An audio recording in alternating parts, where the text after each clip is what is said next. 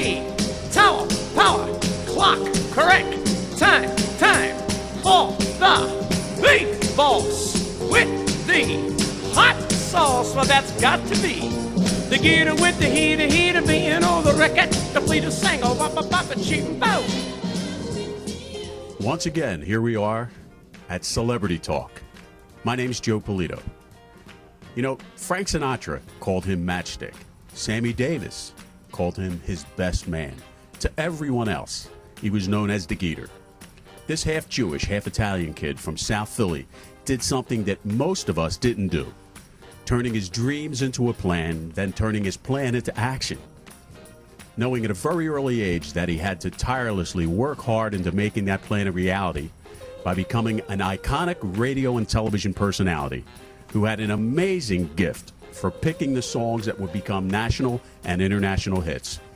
He was solely responsible for jump-starting the careers of so many of the great solo artists and groups that we still know and love today. From early on, even until now, no radio station has been able to tell him what songs to play. He is a member of the Rock and Roll Hall of Fame, and does he have a story to tell? He's none other than the Geator with the heater, the boss with the hot sauce. Ladies and gentlemen, the living icon, the living legend, Mr. Jerry Blavat. Joe, it certainly is a pleasure to be here with you. I mean, those kind words that you said are very flattering, but I've actually been able to do it the way I wanted to do it. You know, it's like what you do in your show here. I mean, you know, you've got an audience out there and you talk to the people, and that's what radio was about back then. And people say to me, why did you write the book? Because I wanted young America to know, people today to know, the way it was back then when we were kids growing up. Well, Jerry, I'm glad you mentioned the book. I read it. I absolutely loved it. And I just want everybody to know and understand that who you are today and when you got started in the radio and as you progressed through all those years, it really had a lot to do with both your mother and your father. So tell us about that. Where did it start? Well, you know, it's funny, Joe, because I never intended to be where I am today. In the book, you will read that my father was a Jewish racketeer back then, in the number business, bootleg booze, and all that other stuff. And he was on the lam from the cops in 1937 and ran into a theater called the Broadway Theater in South Philadelphia. Okay, it was no longer there. I think it's a Rite Aid right now. And my mother, one of 7 kids, the youngest of the Capuanas, on Saturdays they would go to the movies after they got done their cleaning early in the morning, and she's in the movie theater with my Aunt Philomena, and in comes this guy running away from the cops. There's an empty seat. He sits down because they're looking for a single guy. He puts his arm around her, and she's startled. The cops don't find a single guy. They run out. She smacks him, and 5 weeks later, they run away and get married. So here it is, 1937, and in those days, you never would marry out of your religion. He was Jewish, the black sheep of his family. She was disowned because she married this Jewish fella. And they lived together. They got married. My sister was born in 1938. He was never around because he was always into different things. And which caused more problems with the family. But what had happened, though, when my mom became pregnant with me and he wasn't around, they accepted her back. So I was then brought up with the Capuanas, the Italian side, basically all of my life in South Philadelphia. And my mother had to go to work as a riveter during the Second World War. And so we would be in bed at 6 o'clock at night because she had to be up at 5 o'clock in the morning, and she would ship us off to St. Monica's Day Nursery. So I grew up basically in a day nursery, St. Monica's, raised by the nuns. My father, he came out from wherever he was, and they bought a little house at 1906 South Bancroft Street in South Philly, which by day was a bookie joint. And when we would come home from St. Monica's, the tables would all be cleaned and it would be a house again, you see. So that was my childhood. And I can remember, as I stated in the book, like it's summertime. You know, the windows are open. You had no air conditioning. People sleeping outside on the cot. And I would hear the kids playing outside. And at 6 o'clock, 7 o'clock at night, we're in bed saying, "Yo, Mom, how come I can't be playing with these kids? Statazit. You have to be in school tomorrow. I got to go to work the Navy Yard. So I grew up, and I looked for something to fulfill the loneliness, and it was radio. It was radio, because when I would be with my grandmother, they had this great big radio, you know, with the big dials, and I'd be surfing, and then I would hear these wonderful serials, The Lone Ranger. And then I heard a serial called Straight Arrow, which was about a Native American Indian, a Comanche, who rode this magnificent horse called Fury. And he would go into this cave, and he would come out, and he would be an Indian warrior, and he fought for the rights of the ranchers and the Comanches. A strong bow bent almost to the breaking point, and then... Straight arrow.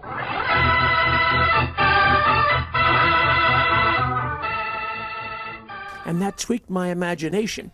I remember seeing TV things, Frontier Playhouse with the Indians, and I was always intrigued with Indians. So because of Straight Arrow, it was sponsored by Nabisco. And if you bought Nabisco back then, you would get yourself cards about the Native American Indians inside the Nabisco thing. So I was buying I said, Ma, please, I love Nabisco. So she would buy me Nabisco shredded wheat.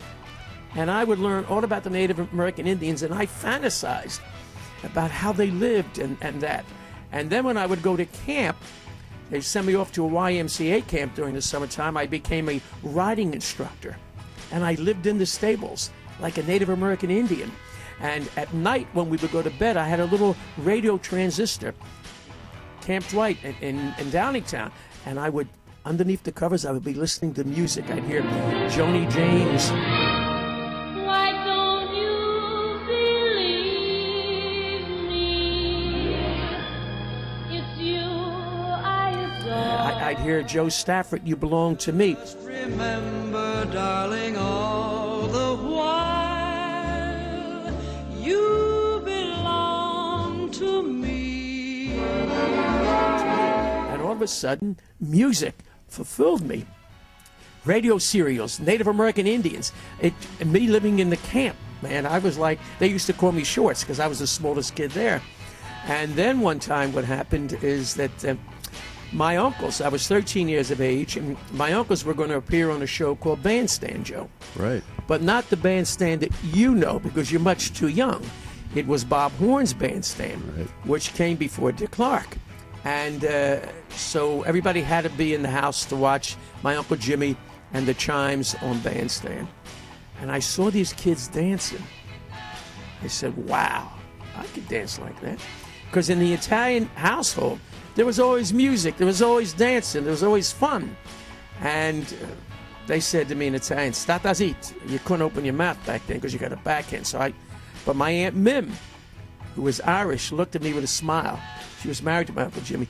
In other words, that smile said to me, she knew that I would do that. Mm-hmm. And I snuck into Bandstand, won a dance contest, won the next dance contest, and Bob Horn, who was the host, said, look, you can't get into the dance contest any longer. You're winning all of these contests.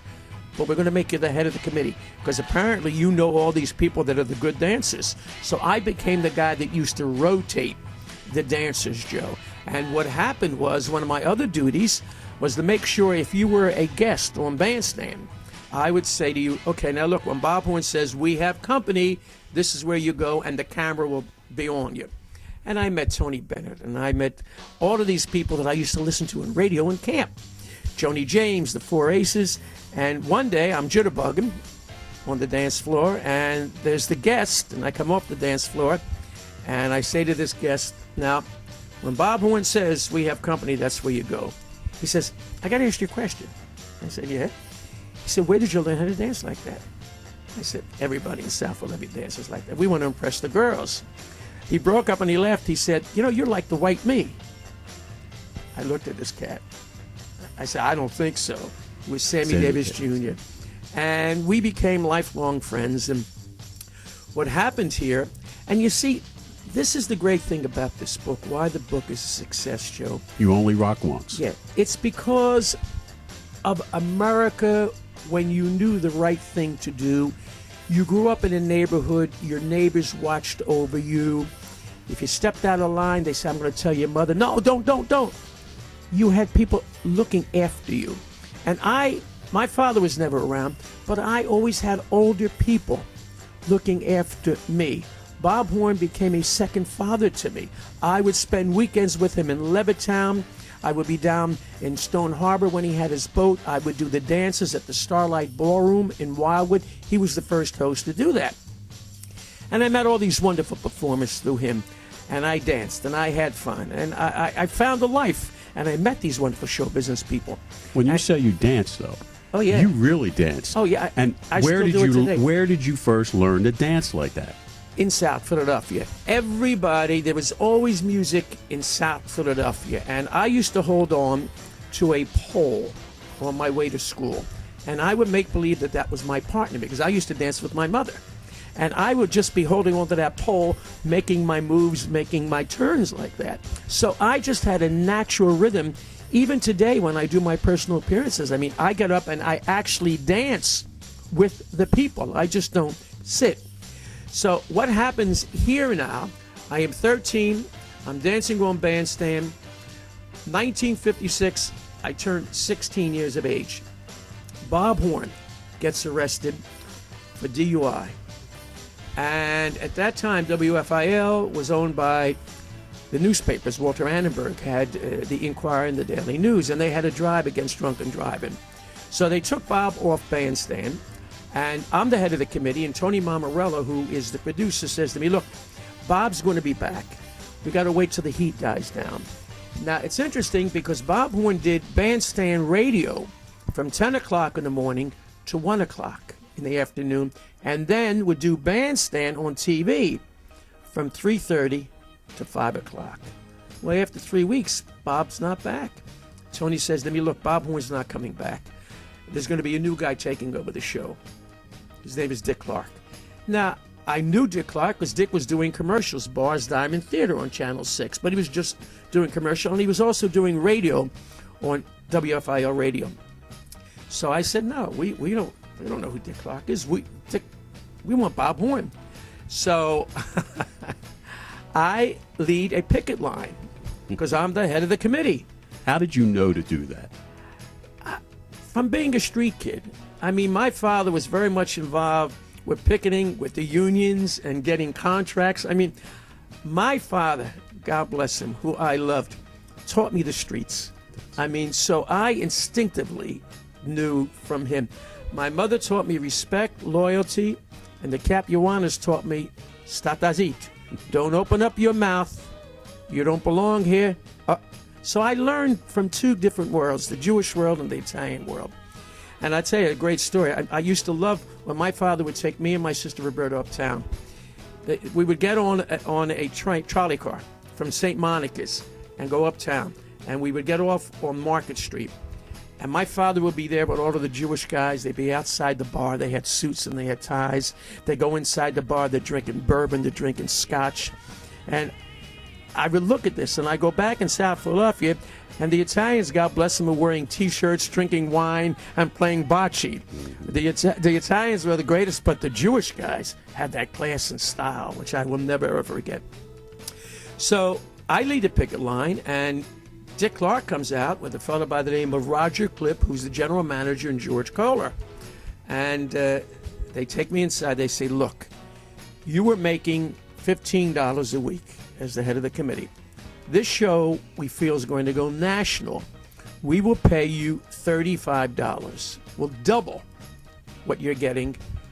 You'll take care of the duties the same thing as you did with Bob, but you'll be with Dick Clark. I said, no. We want Bob Horn. Okay, I go back out with the pickets. Next thing I know, the cops come. I get arrested. The picket signs go down. In comes Dick Clark. That's the end of my TV career. You only rock once. And I'm telling you, you have to get this. It's an easy read. It's a fantastic read. And it's Mr. Jerry Blavat. Thanks again. My name's Joe Polito. And once again, this is Celebrity Talk.